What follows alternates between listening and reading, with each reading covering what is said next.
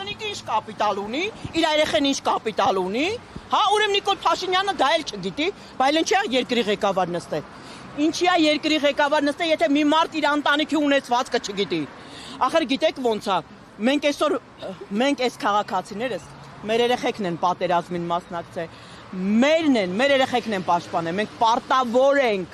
պարտավոր ենք իրանց այրան գնով պաշտպանված, ես այնտեղ ցանկացած երեխայի մնա, որովհետև ինձ նման հասարակ քաղաքացու զավակ է։ Մենք պարտավոր ենք մեր երկիրը պահենք, մենք պարտավոր ենք չլքելու, իսկ իրանց ունեցվածքը թող բերեն։ Ես ասում եմ, մենք այդքան գիշեր ցերեկ հարկ ենք տալի աշխատում ենք, ինչի մեր երեխեն չունի սեփական հյուրանոց, լավ ինչքան էլ գաղտնի ինչ-որ մեկի անունով լինի, բայց Հայաստանը ինքը փոքր է, փոքր պետություն է, Հայաստանում ամեն ինչը միանգամից պարզ է լինում, ամեն ինչը բացահայտվում, բերան գալիս հասնում է։ Հիմա եթե ստեղից ինչ-որ մեկը միլիոններ ունենար, բերան իրան արդեն շուտ էր հասել, առավել եւս իր համար անվտանգություն է աշխատում, մեզ համար ոչ մի բան։ Եթե մենք հասարակ քաղաքացիներս տեղեկացված ենք լինում, պարոն Փաշինյանի աղջիկն ինչ ունի, թեպետ իր անունով չի կամ այսինչ մարդը ինչ ունի։ Ուրեմն ինքը տեղեկացված է մենք ինչ ունենք։ Ինքը շատ լավ գիտի մենք ոչ մի բան չունենք։ Մենք ունենք այն, ինչ որ ունի սովորական աշխատող ռաբիկ քաղաքացին, ավել բան չունենք։ Եթե ես այսօր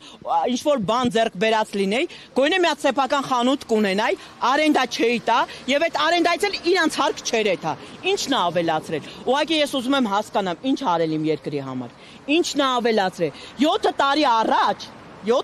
առաջ, երբ որ ինքը եկավ երկրի ղեկին, ես իր կնոջից բարձր էի։ Իմ տունը մաքուր էր։ Իմ երեխեն ուտում էր այն կանֆետը, որ իր երեխեն չէր ուտում։ Իմ երեխեն ուտում էր այն հացը, որ իր երեխեն չէր ուտում, որ իր երեխեն ռեստորանի տեղն էլ չգիտեր, բայց իմ երեխեն գիտեր, որտեղ արդեն 30 տարի դառը դատում եմ այս երկրում ու պայքարում եմ։ Այսօր ինքը եկել է ու ինձ թելադրում է։ Այսօր իր կինը հրավիրում է ինչ որ, չգիտեմ ում է հրավիրում, 3 միլիոն ու կես վճարեն, որ իր հետ ճաշեն։ Այս ինչ օրենքներ է։ Այս ինչ խայտարակություն է, ուղղակի մեզ ասեն, միջև վերջի կետ, հավասարեց հողին։ Այսքան, գիտեք ինձ դուր չի գալ իր մասին ինչ-որ վատ բան ասել, որտեվ ինքը ինձ է ներկայացնում, ամենայն ազնվությամբ եմ ասում, ինքը ներկայացնում է իմ ազգին, իմ ազգից մեկը ես եմ, որ երկրից դուրս եմ գալիս, ես երբեք չեմ ամանչել, որ հայ եմ, ես ադրբեջանցու կողքը կանգնել եմ, ես ասել եմ ես հայ եմ, թեպետ էլի եմ ասում ես հայ եմ, որովհետև հույս ունեմ, մի օր Հայաստանը ծաղկելու է, մի օր լինելու է մեկը, որ լինելու է հայրենասեր, հույսս չեմ կորցրել ամենայն ազնվությամբ, որ լինելու է հայրենասեր ու հայի պահելու է ճիշտ, հայի տնտեսությունը ճիշտ, մենք չենք հրաժարվում, մենք այսքան հարկ ենք տալի, անգամ հիմա ես չեմ ուզում այդ հարկը տամ, սիրով չեմ տալի, որովհետև գիտեմ ես տեղ տալիս եմ իրանք ընդ լափում են, եթե Թունյանը չի կարում իմ շահերը պաշտպանի, եթե մի նախարարը չի կարում, որ ինքը նրա համար է, որ իմ շահերը պաշտպանի, քննարկեն, գիտակ ձևով ներկայացնեն հասարակ քաղաքացուն, եթե չի կարում ինչի է վարձատրվում, թող փակեն լրիվ, փակեն միանշանակ որոշում, թող մնա մենակ ինքը իրան աշխատավարձ ավելի հեշտ կլինի, այդ փողերն գոնե բյուջեն կգնա, 3 անգամ բարձրացրել է մաքսային արժեքը, 2 անգամ հարկերը, ամեն ինչ թանկացրել է, կամ այս QR կոդերը, շատերը ասում են, հա լավ է կնայենք կտեսնենք, մենք ինքներս գիտենք այդ ապրանքը որ օրներ արտադրվել ինչ է, մենք բոլորս գիտենք, դու պատերազմի ժամանակ 4-րդ օրը ազգային ժողովում կառավարության նիստ ես դնում ու հարկայինի ինչ-որ մի աշխատողի տալիս ես այդ շտրիխ կոդերը խփելու բիզնես ես ստեղծում այդ մարդու համար, դե ես էլ եմ բիզնես ուզում, թող գա ստեղծի ինձ համար։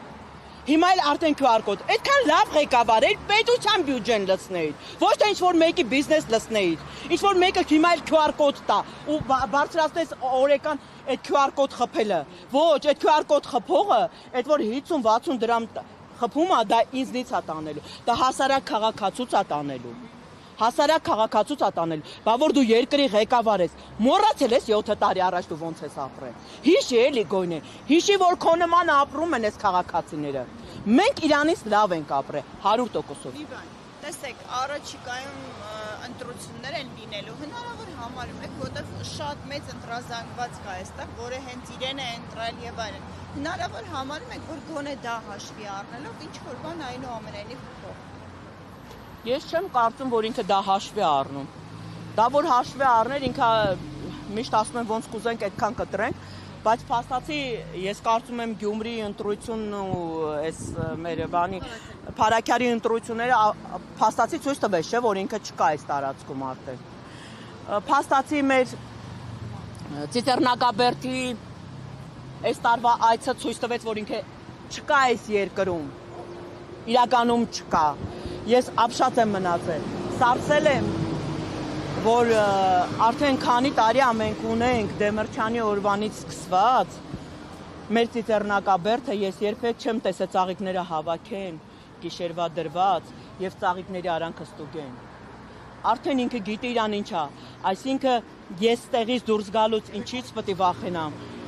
Ուրեմն այնքան մարդու պետք է ցավացրած լինեմ, որ ես վախենամ, բայց ես չեմ վախենում, որովհետև ես ոչ մեկի չեմ ցավացրել։ Այս ժողովուրդը ծաղ ողջուններով իրան դիմավորելա, ընդունելա, թեպետ իրանք շատ վատ ձևով եկան ժողովուրդը չհասկացավ ընկան այդ հոսանքի տակ դագաղներ, ծաղկեպսակներ, բան, ես դրան դեմ եմ եղել, բայց անկախ ամեն ինչից ժողովուրդը ընտրել է հեղափոխություն ուզել, հասկանալով որ դա իրանց մեջից ստեղծված է, բայց մենք հասկացանք, մենք մի բան,